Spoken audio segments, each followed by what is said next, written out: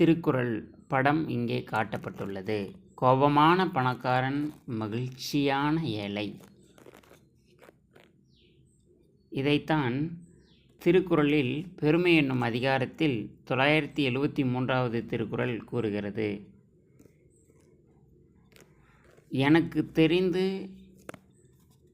திருக்குறளில் மிகவும் எளிதான திருக்குறள் இது ஒன்று மட்டுமே.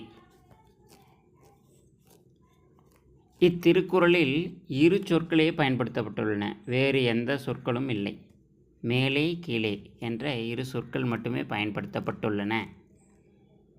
சொல்தான் இரண்டே தவிர பொருள் பெரியது. பணக்காரனான நல்லெண்ணமில்லாத மேன்மை குணம் இல்லாதவன் இழிவானவன் என்றும், ஏழையாக இருந்தாலும் நல்லெண்ணம் மேன்மை குணம் உடையவன் உயர்வானவன் என்றும் இந்த திருக்குறள் விளக்கம் தருகிறது.